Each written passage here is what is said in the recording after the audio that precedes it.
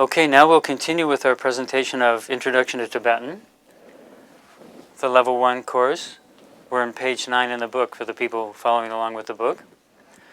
What I'm going to talk about now is the makeup of syllables. In the book we title this section Understanding Syllables. So we're going to talk about the Tibetan syllable, which is made up of a constellation or a cluster of letters. And then we're going to talk about finding the root letter. So the Tibetan syllable can be stacked up. It can be made of 7 letters.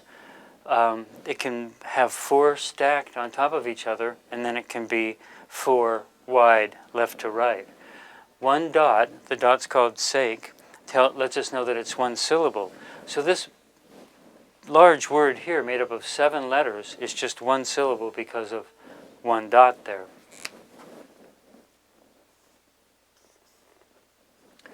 Similarly, or in contrast, I guess, you can have one syllable made up of just one letter. Na here means I or me. Drup means accomplished. This is 7 syllables, 7 letters that make one syllable. This is one letter that makes one syllable. We have something similar in English. We can have capital I, which is one letter and one syllable. And then we can have the English word through, T-H-R-O-U-G-H, which is 7 letters that make one syllable. So in Tibetan, 4 letters can stack up, and we can have 4 left to right again. Every syllable has a root letter. Here, the ga in the center is the root letter. A letter that comes before the root letter is called the prefix. A letter written above the root letter is a superscript. A letter below the root letter is a subscript. Here we have the vowel sign. A letter after the root letter is a suffix, and then on occasion we can find a second suffix. So root, suffix, vowel, subscript, prefix, superscript are the 6 principal elements, you could say, of a Tibetan syllable. The sa is the only second suffix that's written down anymore, and it will occur right after the first suffix in words. So this is also, this order here that I've just mentioned, root, suffix, vowel, subscript, prefix, superscript, is the order that the word elements occur in the Tibetan dictionary. We'll talk a lot more about that a little later on, but this list is very important to know and to memorize: root, suffix, vowel, subscript, prefix, superscript. So every other one's an S. We can use the familiar RSVP from the French as a mnemonic aid to remember this list. Every other one's an S. Root, suffix, vowel, subscript, so an S written down below. Sub means below in Latin. Prefix, superscript.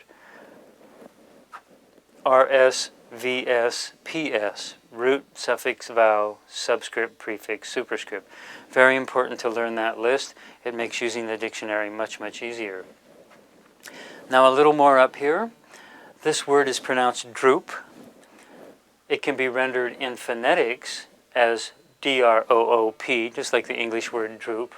In the book I've got D-R-U-P. I think it would be better to make it D-R-O-O-P.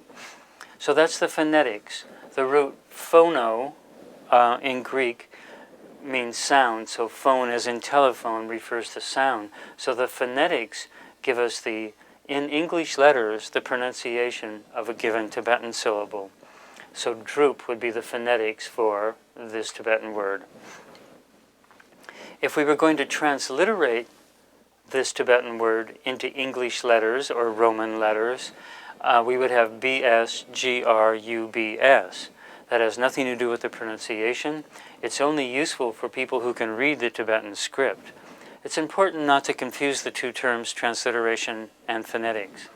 Phonetics, the sound; transliteration, basically a letter-by-letter, letter-to-letter substitution from, in this case, Tibetan into English letters. And then the translation, of course, would be accomplished. Translation, everyone knows what that means. So the trans in both words means across, translation, we're carrying the meaning across from one language to another. Transliteration, littera, letters in Latin, we're carrying the letters across from one language to the other. Okay, now, over here, I would like to talk about finding the root letter of any syllable. So it's broken down into four sections. First of all, we have no difficulty finding the root letter of a word that just has one syllable, because that syllable is the root unto itself. And then if we jump down to the last case here, a four-letter syllable, the root's always found on the second letter. So this pa here is the root of this syllable, or this word, pak, which means noble, pak pa. Here in number one, we have stacking, or a composite letter made up of a root letter and a subscript or a superscript. The rule for finding the root in a stacked letter is that the root is going to be within that stack somewhere. So here we recognize the ra superscript, the rago, and the yata subscript. Superscripts and subscripts only go on root letters. So the fact that this rago is on the ga makes that ga the root letter, and the same for the yata. So when we see a stack, the root is going to be in the stack somewhere. Then vowel sign. Letters with vowel signs in the main part of the word of a syllable are on the root letter. So that's another way to find the root. Look for a vowel sign. So if we go back over to our word droop for a moment, we see the stacking, so the root's going to be in there. We see this subscribe ra on the ga, that makes the ga the root, and then so does the vowel sign. And in fact, a four-letter syllable, the root's always the second one. 1, 2, 3, 4. That brings us to the ga also. So in a letter of however many syllables, if there's a vowel sign in it, I should say a syllable of however many letters, where the vowel sign is where the root is. So the vowel sign points to the root, you could say. In situations like 3a, 3b, and 3c here, where there's neither a stacked letter nor a vowel sign, then in a two-letter syllable, where there's just two plain letters that make up the syllable, no stacking, no vowels, the first one's always the root. So this cha here is the root. So this is cha, na, chen. How we get to that pronunciation we'll also see later. Then that brings us to B and C here, both three-letter syllables.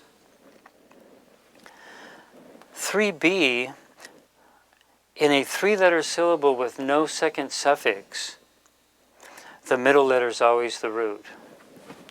So if this is the root,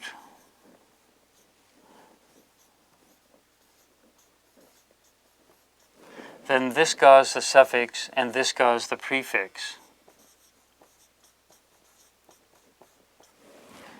So in a three-letter syllable with no second suffix, the last letter is going to be the suffix, the middle letter is the root,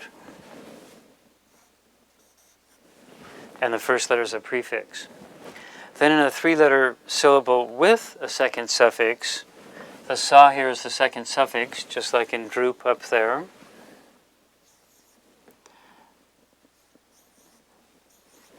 If the sa is the second suffix, that makes the na the first suffix, and then sa is the root. So in a three-letter syllable with a second suffix, the first letter is always the root. Okay, so now we need to talk about second suffixes, so we'll do that in a moment. Okay, now I'd like to talk about prefixes, those letters that come before root letters. So here in our paradigm word droop, this ba is a prefix letter. We said that the root letter is going to be found within the stack. A letter coming before the root letter is the prefix. Only 5 letters can be prefixes. Ga, da, ba, ma, and a.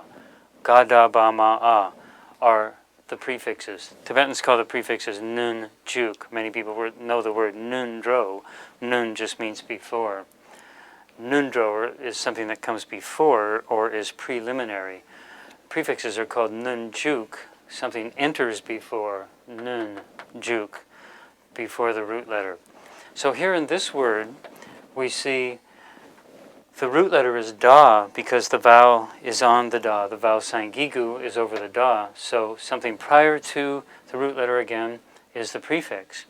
When we spell a word or a syllable with a prefix in it, we must indicate by some means that the letter is a prefix. And Tibetans do that by saying the sound o. So here we have a-o. As soon as we say that, that's equivalent to saying a prefix or prefix a. So a-o, da, gigu, di. A-o, da, gigu, di. Means this in English. A little bit about Tibetan syntax. Here we have the word ra, gigu, ri, which is mountain, followed by this new word, a-o, da, gigu, di, which means this, and then la, which can mean to, on, in, at, for, toward, through, etc., on or to, etc. So, this is a prepositional phrase which in Tibetan will run just backwards from the way it would in English. So in English we say on this mountain. In Tibetan we're saying ri, di, la, mountain this on. English is a language that linguists call SVO, subject, verb, object. I read books. Tibetan, however, is an SOV language. I, books, read. The verb comes at the end in Tibetan.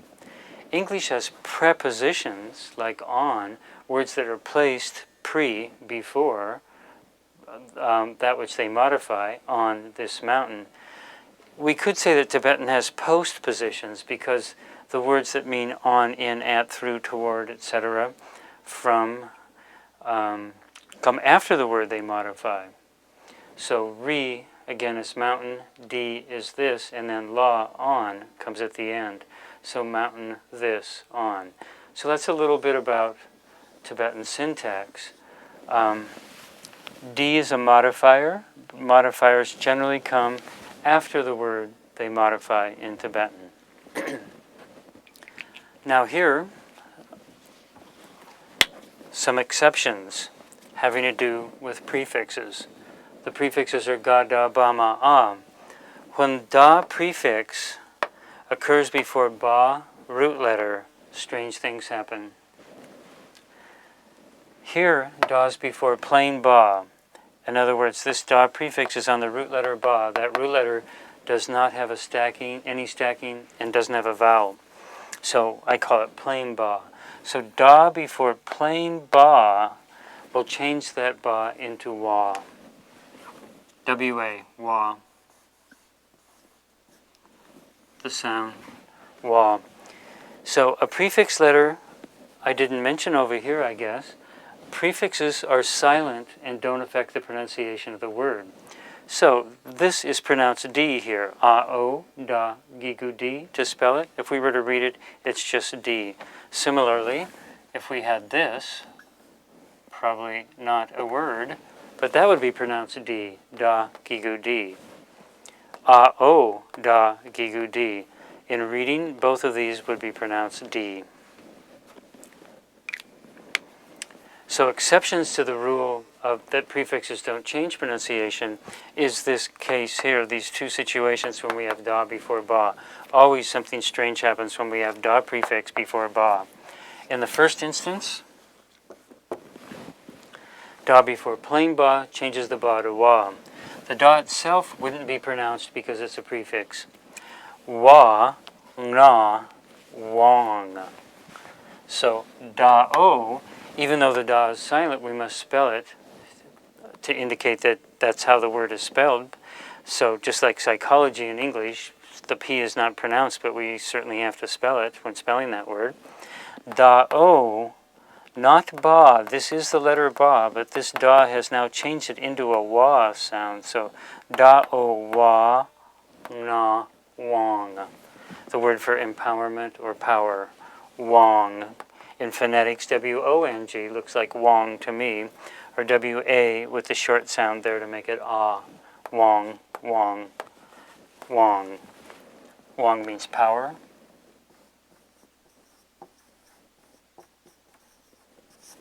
Or empowerment. It translates the Sanskrit word abhisheka, and empowerment. Okay, instance number 2, when da comes before ba, and it's not plain ba, but the ba has a yata, a subscribed ya that is, or a vowel sign. Then what happens is the da is silent because it's prefix. The da silences the ba. So all that's left is the shabkyu in this case. So da o, ba, shabkyu, u, meaning head.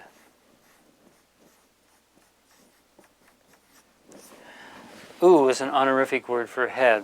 So to show reverence, respect, or politeness, to be polite, in other words, we use honorifics in Tibetan. So I'd like to review this just briefly. Only ga, da, ba, ma, a can be prefixes, ga, da, ba, ma, a.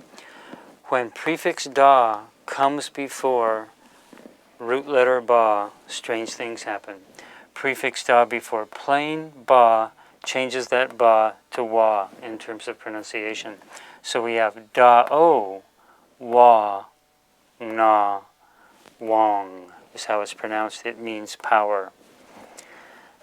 Instance number 2, da before ba, when the ba has a yata, which is a subscribed ya, or a vowel sign, the ba is rendered silent.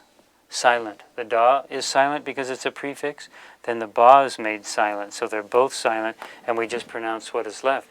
In this instance, what is left is merely the shabkyu, u. Spelled, however, da o, ba, shabkyu, u. Head, an honorific word for head. We abbreviate honorific H-O-N.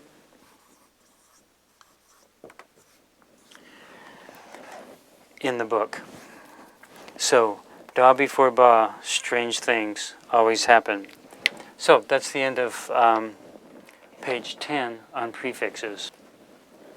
Now I'd like to present the 10 suffixes. The suffixes are letters that occur at the end of syllables. As in the English word moon, the N at the end, we just pronounce the n, just the consonant part. So in the suffixes, we drop the inherent ah vowel sound for each of these letters when they're used as a suffix. 4 of the 10, na, la, da, and sa, cause mutations to the vowel signs, the vowel sounds, so we're going to talk about them later. So subtracting those 4 leave us 6 consonants here, ga, na, ba, ma, a, and ra. Ga, as a final suffix, as a final letter in a syllable, can be pronounced as a final G in English, as a final K in English, or it can be silent, causing what linguists call a glottal stop, just a stopping sound. So an example of a word with ga as a suffix is this one. We have a 2-letter syllable, no stacking, no vowels, so the first one's the root. So if the da is the root, the ga has to be the suffix here. So we spell this da, ga, dak. Some people would say da, ga, dog. Other people would say da, ga, da. So dak. Dak means pure.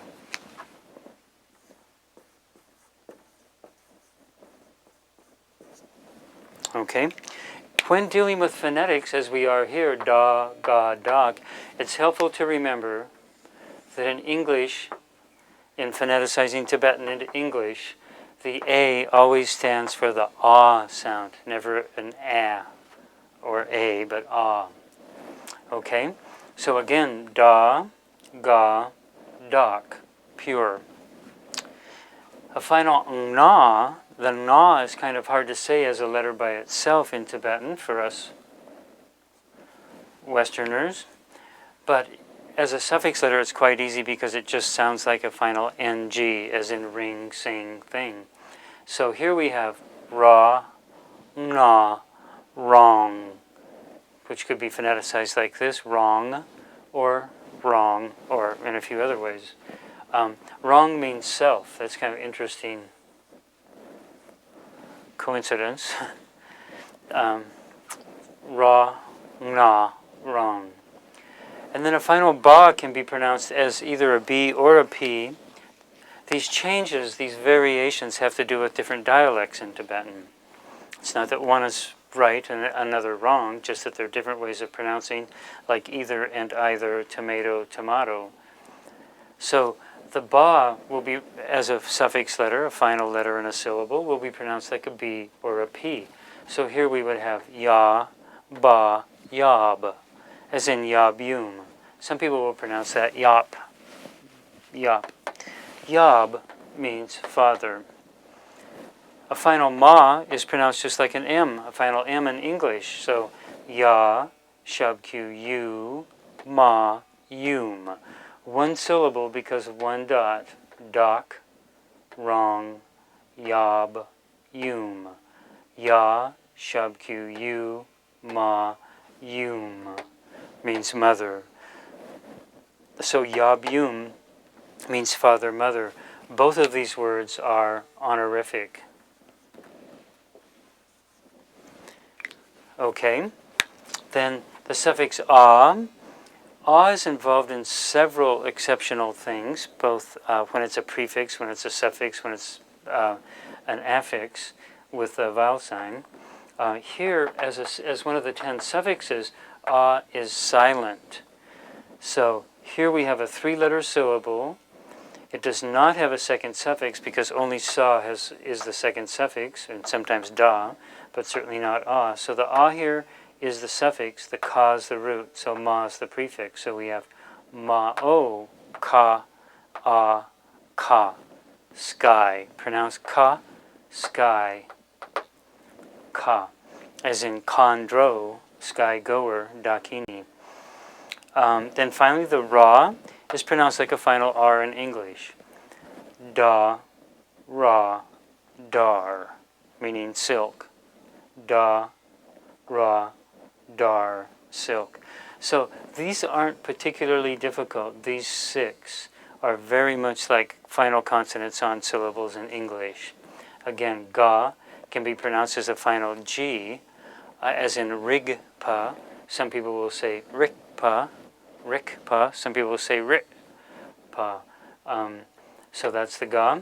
Na is like a final ng, as in wrong, ring, sing, for instance, sounds like that. The ba is like a final b or p again. Ya, ba, yab, sharab, sharap, different dialects. Ma is pronounced like a final m. Ya, shub, q, u, ma, yum. Lam, rim, 2 words that have a final ma suffix. The a is silent again, as in ka for sky. Notice that that's a homonym for ka, which means mouth. Ka is mouth. Ma-o ka, a ka is sky. And then a final ra will be pronounced like an R, final R in English. So again, da, ra, dar. Also, one Tibetan word that many, many people know is bardo, ba, ra, bar, da, naro, do, bardo. Between, the in-between state, the intermediate state. So ba, ra, bar, da, naro, do. Bar can mean between also. Okay, so that's a presentation of the 10 suffixes. Gana, dana, bama, a, ra, la, sa. Very important to memorize them. Recite them like this, paired up like this, and that's referring again back to the paradigm, the matrix of the 30 consonants, 8 rows, 4 columns. Gana, dana, bama, a, ra, la, sa. And that's 6 of the 10 suffixes. We'll do the other 4 later. Okay, what I'd like to do now is continue with the 10 suffixes. We presented 6 of the 10, and we said that na, la, da, and sa make strange changes to the vowels, so I'd like to talk about that now. First we'll discuss na, la, and then in a moment, da, sa. Basically what happens here is the presence of the suffixes na and la on a word tends to narrow the vowel sound. The inherent a sound becomes e. The gigu e sound becomes I. Shabkyu u becomes u. Drangbu a becomes e. Naro o becomes u. So a to e to I, u to u, a to e, and o to u. A basic narrowing is happening across all 5 of those changes. So first of all, to spell some examples with na as a suffix. Normally we have the inherent a vowel that's going to change to e before a na or a la. And these suffixes na and la are pronounced at the end of the word. When we get to da and sa, we'll see that they're silent. So there's a mnemonic you can use if you like, na, la, not lazy, meaning that they are pronounced, they do something there. So this word here would be sa, mata, ma, na, men. It means medicine. So we're on page 12, chart 1, if you're following along in the book. Sa, mata, ma, na, men, medicine. So the a becomes e, and we pronounce the n, getting men, medicine. And then a gigu e is going to change to I. That change is going to happen before the na and la, but also it's going to happen before all suffixes except da and sa. If you have the book, this is a note that you can make in the book. I do it by means of a footnote with the 1. The same thing is going to be relevant when we see drangbu changing from drangbu a to e. That also is going to happen before all suffixes except da and sa. So that, again, is not written down in the book. You might want to note it in there. So, ya, gigu yi, na, yin. As in rin poche. We don't say rin poche, but rin poche. Ya, gigu yi, na, yin. The shabkyu u is going to change to u. So ka, shabkyu ku, na, kun. Kun means all. Yin, is, or are. It's the linking verb to say that something is something else. First, second, and third person, singular and plural, past, present, and future. It's all yin. Then drangbu a becomes e. So cha, drangbu che, na, chen. Not chain, but chen. Cha, drangbu che, na, chen. Chen means great, as in chen po. And Dzog Chen, for instance, Chak Chen is Mahamudra. Okay, Naro O becomes U. So here we have a stacked letter Sa, Kata Ka, Yata Kya, Naro Kyo, Na, Kyun. Kyun is a fault or defect. Okay. So, for instance, Gampopa in the Jewel Ornament of Liberation says that everyone is bewildered, all beings in the 3 realms, and he asks rhetorically, what's the kyun, what's the fault with being bewildered, what's the matter with being bewildered? And the answer is that it leads to only suffering. The la suffix is going to make exactly the same changes as we saw with the na. Inherent a is going to become e, etc., and the la will be pronounced at the end of words. This one here is, many dialects don't do this changing to the a to e before a la. But here it is in any case, da-o, pa, la, pel. Pel means glory. Da-o, pa, la, pel. Then a gigu e changing to I before any suffix except da or sa. So we have da-o, ka, yata kya, gigu ki, la, kil. Kil is center or middle. Kil kor is a mandala. Kor is a circle or circumference. So kil kor is something with a center and a circumference. It's the Tibetan translation of the Sanskrit mandala. Again, da-o, ka, yata kya, gigu ki, la, kil. The shabkyu before a la changes to u. So a-o, da, shabkyu du, la, dul, to subdue. Drangbu a changes to e. A-o, ba, rata dra, drangbu dre, la, drel, wa, drelwa is connection. Notice here the ba as the last syllable of a word changes to wa. So it's no longer pronounced ba but wa. Again, drelwa would be spelled a-o, a-o, ba, rata dra, drangbu dre, la, drel, wa, drelwa. And then naro o, umlauts you could say to u. So here we have sa, gata ga, rata dra, naro dro, la, drol, wa, drolwa, to liberate, to free.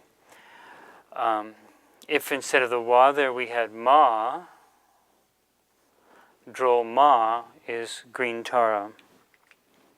Okay, so those are the changes affected by na and la when they're suffixes. Na and la are pronounced as suffixes. These words again would be pronounced men, yin, kun, chen, kyun, pel, kil, dul, drel, drol. Okay, that's it for the 10 suffixes, the section na and la. Level 1, page 12, the 10 suffixes, the silent suffixes da and sa. Now I'd like to present within the 10 suffixes the last two da and sa. They're silent and they do cause changes to the vowels similar to the na and la. So na, la, and da, sa are a set that go together as the 4 suffixes that cause changes to the vowels. Da and sa cause some of the same changes. In some cases they don't cause change, and then they also cause other changes, different than the na and la. So suffix da and sa will change the inherent ah sound to a, as in the English word day, as in day and night. So here we have da, day, pa, faith. So the inherent ah becoming a, and the da not being pronounced. The gigu e will stay gigu e, no change to gigu before da or sa. So here we have sa, rata sa, gigu si, da, si, pa, becoming or existence. The shabkyu u becomes u, just like it did above with na and la. So here we have ra, gata ga, yata gya, shabkyu gyu, da, gyu, tantra, gyu, tantra. The drangbu a stays the same. It's still a, no change before da or sa. Ra, drangbu re, da, re, is, are. Naro o becomes like above with na and la. So we have ba, naro bo, da, b, Tibet. Pronounced like the English word book without the k, b, Tibet. Some dialects will pronounce it p, but the vowel sound seems the same in all dialects. Okay, same changes preceding a sa suffix. Inherent a becomes a, la, sa, lay. Gigu, no change, but the sa is silent because da and sa are not pronounced as suffixes. Some mnemonic for that, if you want, is da, sa, don't say. Their da and sa are silent. Kigu I, no change, still I. Ga o, nya, kigu ni, sa, ni. 2, the number 2, TWO. Shabkyu u is going to umlaut to u. Da, shabkyu du, sa, du. Du, time. Du-kor is the Kala Chakra. Kala Chakra is Sanskrit, translated into Tibetan with Du-ki-kor, wheel of time. Du is time. Drengbu A, no change. Ra, Jata Ja, Drengbu J, Sa, J. After. J means after. That word there, Ra, Jata Ja, Drengbu J, is the word Lord, as in Dorje, Lord of Stones. With the Sa after it, it means after. Ra, Jata Ja, Drengbu J, Sa, J, after. The word for Dharma here isn't the Naro O changing to before the Sa. So Dharma is Cha, Naro Cho, Sa, Ch. Dharma is a Sanskrit word translated into Tibetan by Ch. So there we are. That completes the 10 suffixes. With the special consideration for na, la, and da, sa, those 4 which change the vowels. So I'll read them through once more. De pa, da, de, pa, faith. Sa, rata sa, kigu si, da, si, pa, sipa, becoming, existence. You could say it's a code word in the text for samsara. Ra, gata ga, yata gya, shabkyu gyu, da gyu, tantra.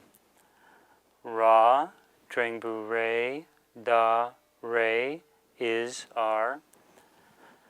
Ba, naro bo, da b, Tibet. La, sa, lay, karma, action. Ga o nya, gigu ni, sa, ni, 2. Da, shabkyu du, sa, du, time. Ra, jata ja, drengbu j, sa, j, after. And cha, naro cho, sa, ch. Now I'd like to point to the other section of the board here and talk about the second suffixes. These are also found on page 12 of the Level 1 book.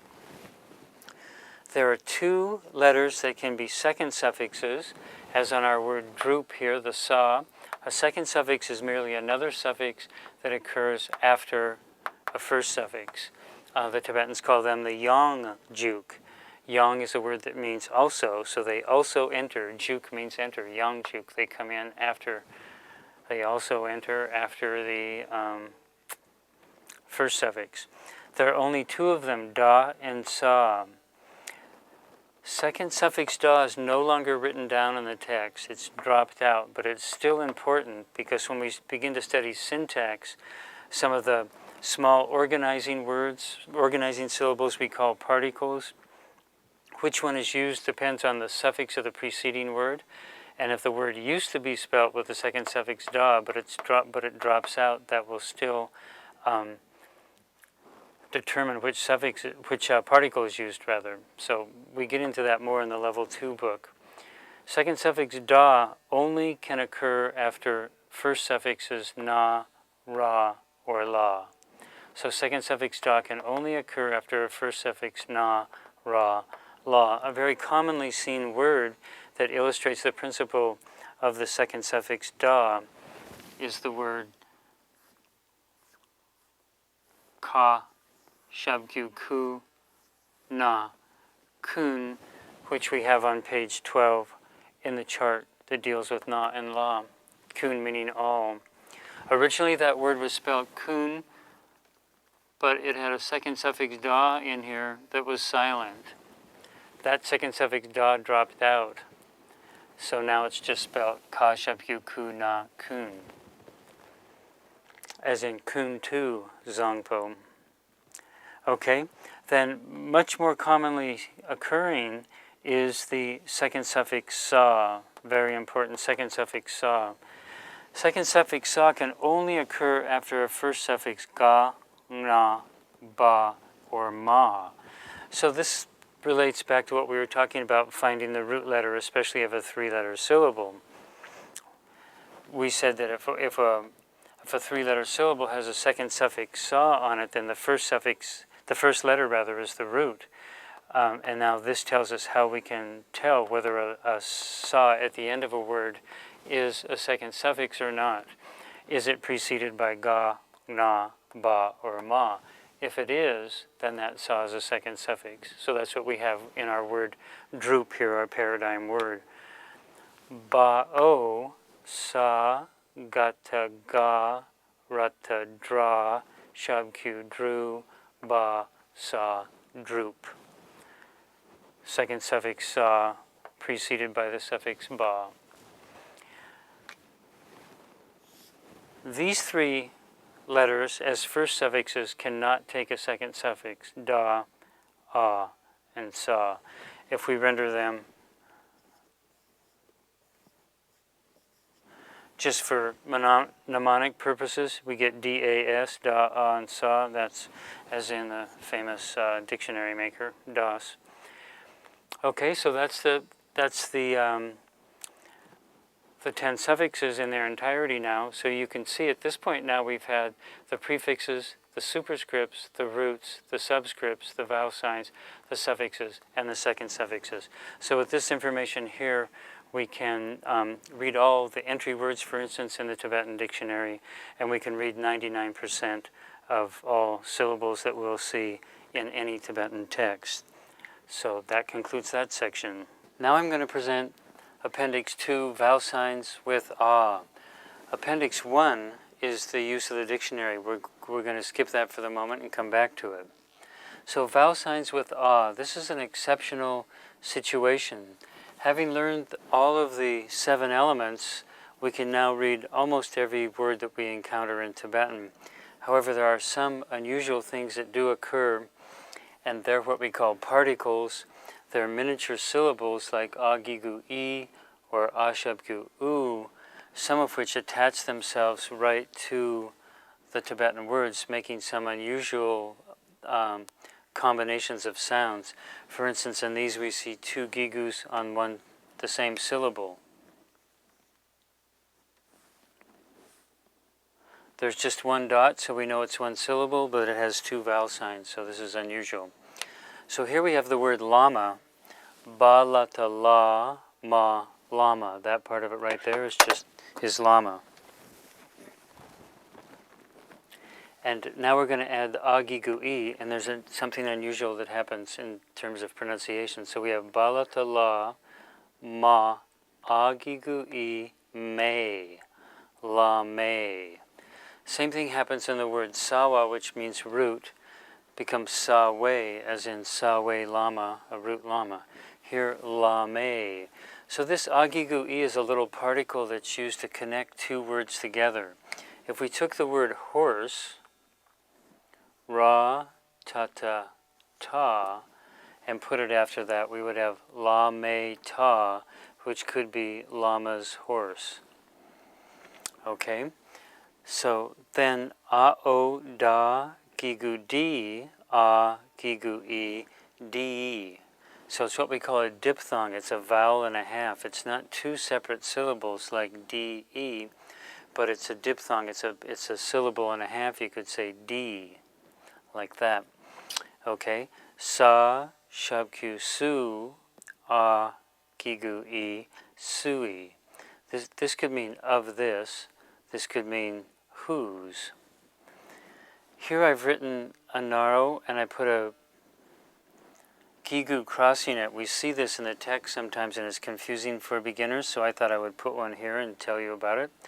Ra, gata, ga, yata, gya, la, gyal, pa, naro, po, a, gigu I, poi, gyal, poi. That could mean royal or of the king or kingly, something like that, depending on the context. A king's with an apostrophe S also.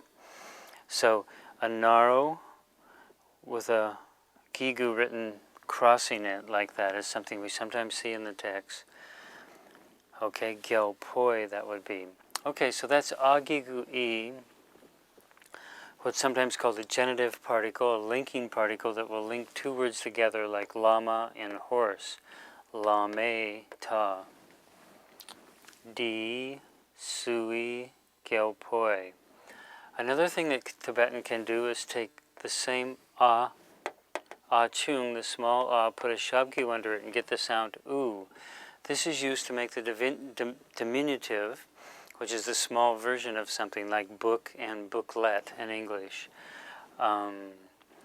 So here we have the word cow, ba, and then adding shabgyu u, they will sometimes put a, if there's no vowel sign on the preceding syllable, they'll put a gigu there. So taking ba, it transforms into ba, gigu bi, shabgyu u, biu. That means calf, a small version of the original word. So cow becomes calf, horse becomes foal here. Ra, tata ta is horse, and then ra, tata ta, gigu ti, shabgyu u, tiu becomes a foal, a small horse. Foal, a young horse. Okay, those are two strange things that happen with the vowel signs in conjunction with the suffix a or the small consonant a. A third thing that we see sometimes is with naro o. Naro o, right, affix right onto the end of words. Naro o is what we call a terminating particle, a dzok seek in Tibetan. Dzok means complete, seek is word, so it's a completion word or a completion term. It functions exactly like a period in English. So what we have here is the verb at the end of a sentence. A common expression is kyabsu chio. It ends with this word chi, which merely means go, to go. When we put naro o on it, we get ma o, indicating ma as a prefix. Again, ma o, cha, gigu chi, naro o, chio. The o here is merely functioning to say that that sentence is now complete. That ends in this verb chi, to go. So chio comes to be pronounced like that. So that's Appendix 2, 3 strange things that happen with the consonant, third letter in the 6th row. Again, agigu e, making the connector, shabgyu u, used for the diminutive or the small version of something, and naro o, used as a terminating particle, a sentence closing particle, like a functioning, performing the same function as the period in English. So that's that. Now in Appendix 3 we have abbreviations. So there's 3 different ways that Tibetan will abbreviate things, which can be surprising and even shocking to the beginner, so I'd like to explain those. First of all, the combination of the suffix ga with the second suffix sa is a really common way for a word to end in Tibetan, or a syllable. A good example of that is the word dzok, which means complete or perfect. Ra, zata za, naro zo, ga, sa, zok. So that has this really common conjunction of the suffix ga with the second suffix sa. There are 2 different ways that Tibetan will abbreviate that.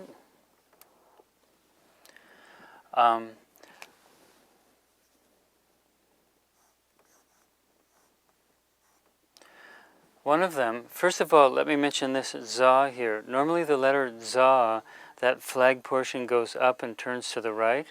Sometimes they'll turn it down to the bottom. So when you see something like that, it's actually equivalent to this za or that za. It's the same thing. Okay, so if the scribe or the wood carver, Tibetan books, many of them were written as xylographs. Xylo means wood, and graph means to write in Greek, meaning that the texts were carved backwards in wooden blocks. The blocks were inked and paper was rolled onto them, and that's how a page was printed. If the writer of the text, the carver of the text,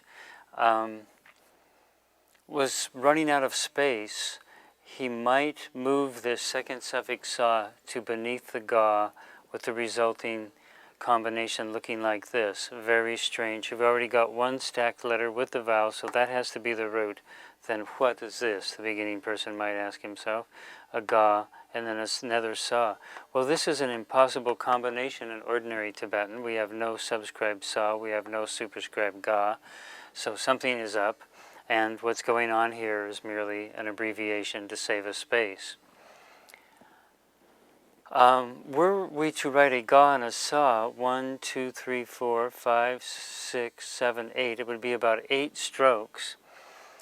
To save time in writing those strokes and also to save space, the entire ga sa can be abbreviated to a backwards da. So this is zok, that is zok, and that is zok. They're all equivalent. So this is one way to represent the ga sa, this is another way. This is proper and what is usually seen. These two are abbreviations. So that's abbreviating with ga and sa. The second abbreviation has to do with ma. The Tibetans borrow this little device here called an anusvara from Sanskrit in order to represent a ma. It's not seen really commonly, but sometimes we do encounter it. We encounter it when we see Tibetan transcription of Sanskrit, bringing Sanskrit into the Tibetan text using Tibetan letters. It's also used in ordinary text just to deal with Tibetan words. This word here, lam, la, ma, lam, is the word for path or road. That ma will be abbreviated as just this little circle called an anusvara, in which case it's put above the root letter. So this is la, ma, lam. It's equivalent to this, lam, and both of them mean path. Another example, this is with a suffix ma that's being substituted for by the anusvara. Here we have a second syllable ma. The entire syllable is put on top of this balata la to be equivalent with this word lama. Balata la, ma, lama. Ba, lata, la, ma, lama. And here we have the same thing, lama, just written with the little circle on top. So in short, the little circle equals a ma. Example 3 of abbreviations. Condensing words.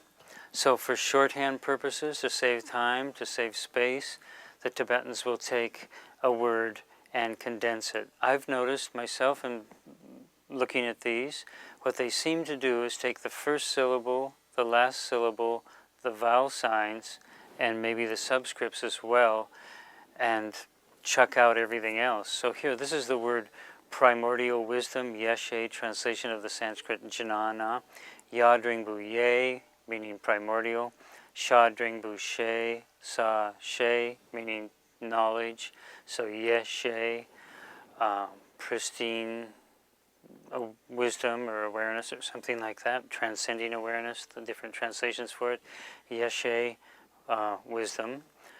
Here we have ya, drengbu, and sa. Well, if we were trying to pronounce that, we would get ya drengbu ye, drengbu sa a, so we get something like ye a, which is pretty close to ye she. In any case, when you see something quite strange like this, it's good to consider it being possibly a condensed word as we have here.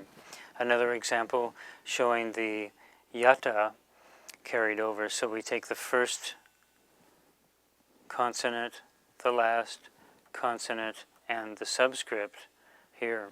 So instead of sa, na, sa, song, and ra, gata, ga, yata, gya, sa, ge, we get sa, na, song, ya, sa, ye. So song, ye, instead of song, ye.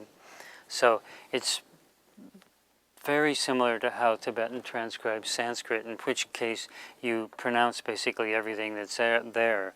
Sana, sang, yasa, ye. Sangye is an abbreviation for Sangye, which is the Tibetan word for Buddha.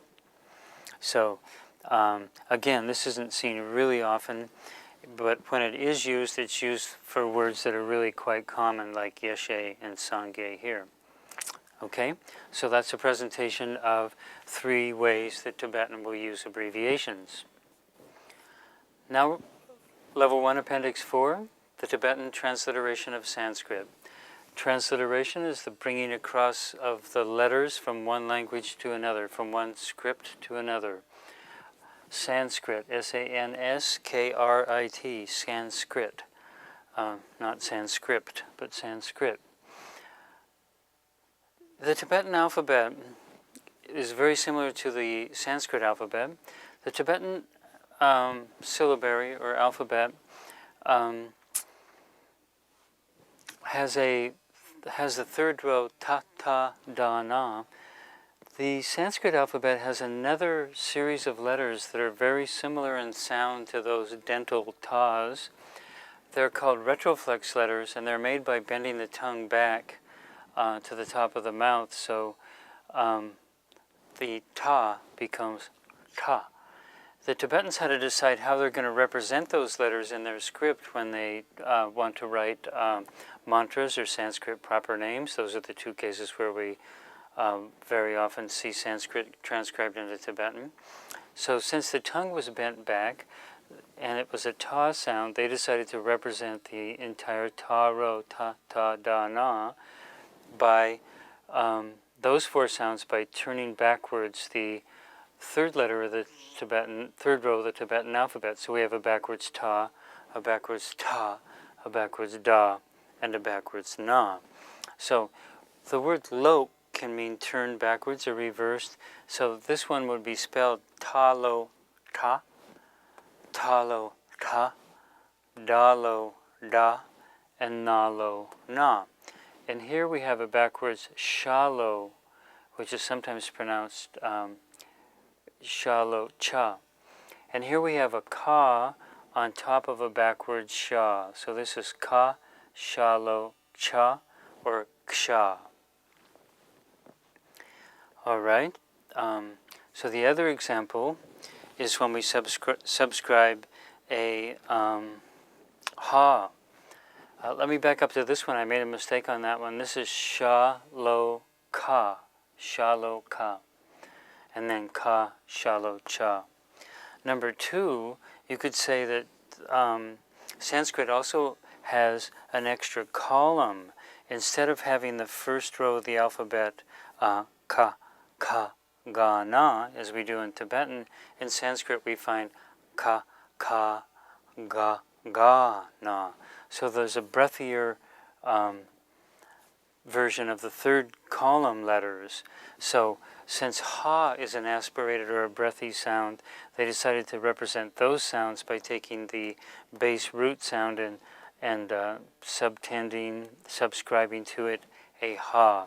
So this is ga, hata, ga, da, hata, da, ba, hata, ba, za, hata, sometimes za, sometimes ja, and da, hata, da, the retroflex ones.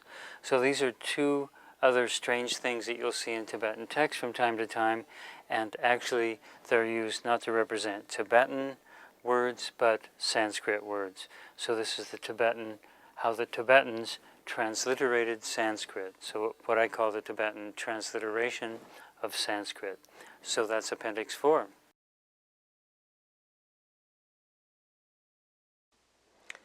Now I'll present Level 1, Appendix 1, the dictionary.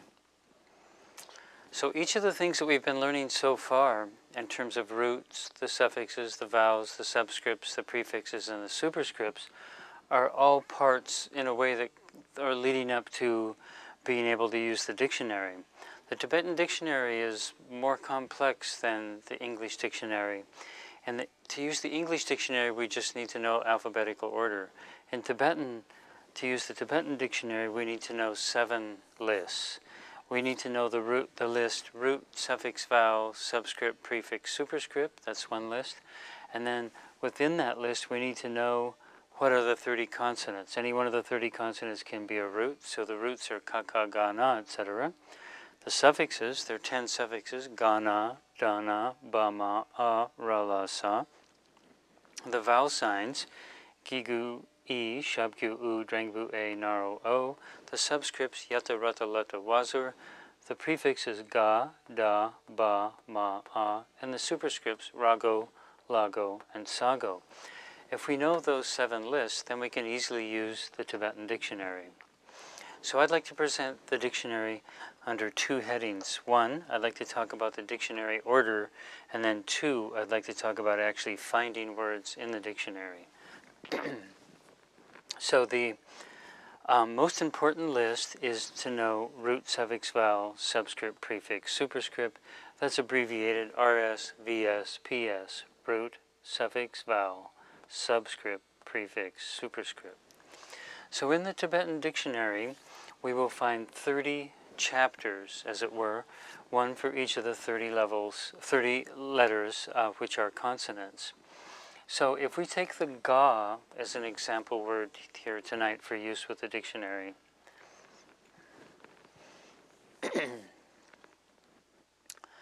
first, if we turn to the ga section of the dictionary, we will just find the plain letter ga listed, and then a description of how that letter is pronounced. It will mention that it's the 3rd letter in the alphabet, ka, ka, ga, and a few things like that. And then if ga happens to be a word, that it would be defined then at that point. Then the dictionary order tells us root, suffix. So after we've just had the root ga, then we're going to have that root ga with each of the 10 suffixes one by one. So ga, ga, gak, if that happens to be a word, it would be defined, and then any other words that are built with this as a first syllable would come in alphabetical order, alphabetized by the 2nd syllable. So we go through ga with the 10 suffixes, and the 10 suffixes again are gana, dana, bama, a, ra, la, sa. So first ga with ga as a suffix, then ga with na as a suffix, etc., all the way down through the 10 suffixes until we come to ga with the suffix sa. So this would be ga, sa, ge. Sa is the most important of the 10 suffixes. Tumi Samboda makes a very big deal in his grammatical works about the importance of the suffixes, and among the suffixes, the most important is sa when it comes to the dictionary. The suffixes are important because the particles, those small syllables that organize the words in sentences and build words, sometimes we'll have different choices as to which one would be used. As in English, we choose between a and an. Those choices are all governed in Tibetan by what the suffix is. So the suffix is extremely important. Since sa is the last of the suffixes in Tibetan, when we reach a sa, we know that a sort, as it were, is finished. So here we're talking about ga with the 10 suffixes. When we get to ga with the sa, we know we're at the end of that list or that sort, so it's time for the next thing. So the dictionary order again is root, suffix, vowel. So at this point we add the vowels into the equation. But we don't add the vowels on top of the root and suffixes. We go all the way back to just the root, and then we start with the vowels. So the first vowel is gigu, of course, gigu, shabgu, drangbu, naro. So first we have ga, gigu, gi, that may be defined, and all the words that begin with ga, gigu, gi as a first syllable. Then on to ga, gigu, gi, we add the 10 suffixes one by one. Again, gana, dana, bama, a, ra, la, sa. So ga, gigu, gi, ga here. This is ga, gigu, gi. with the first of the 10 suffixes. So we will have it with ga, with na, all the way through to ga, gi, gu, gi, sa, gi. Of course, the ones that don't make words, just as in an English dictionary, will be skipped. So after we finish ga, gi, gu, gi, sa, gi, there the important sa is again indicating that a list is complete. What list is complete here is the sort or the list with ga and gigu. So the next thing we would do, and Sa tells us it's time for another sort, would be ga with shabkyu. And so we repeat the process, plain ga shabkyu gu, and then ga shabkyu gu with each of the 10 suffixes until we get the sa again, and then repeat the same thing for the drengbu and the naro. When we get to ga, naro, go, sa, gu, naro is the last of the vowels, so it's time for the next sort. So root, suffix, vowel, subscript. The next sort is the subscripts. And again, we don't add the subscripts onto here right away, but we go all the way back to the root letter ga, and then add the subscripts, starting with the first one, yata, rata, lata, and wazor. So yata is the first one. So ga, yata, gya, all the entries that will have that as a first syllable. Then we go back to the top of the list and start adding in the suffixes one by one, and then the vowels one by one, and then the vowels with the suffixes. So when we get here, we've got root letter ga, subscribe yata, vowel sign gigu, and sa. At this point, we would go to the shabkyus, then the drengbu, then the naro. And so it just continues like that throughout the series of the dictionary. When it's time to move to a new step, such as from root with suffix to root with vowel, it's important to keep in mind that we first do root with vowel and then go back and add the suffixes. And then later on, when it's time to add in the subscripts, we do root with subscript, and then root with subscript with vowel, and then root with subscript with, or rather, root with subscript with suffix, and then root with subscript with vowel, like that all the way down through. So it's a very rational, logical system. Its ease of use is largely dependent on knowing these lists. I'd like to say a word now about finding words in the dictionary. That's how the dictionary order is laid out. So if you started in the ga section of the dictionary and read through all the entries one by one, you would see it following this pattern. This is what we call the dictionary order, Tibetan dictionary order. The order of the word elements as they occur in the Tibetan dictionary. Now, secondly, finding words in the dictionary. In English, if we were to look up the word azure, we would not start with the beginning, the first page of the A's, and look at the A's, and then the AA's, and then the AB's, and the AC's, and work our way through the dozens of pages until we found AAZ.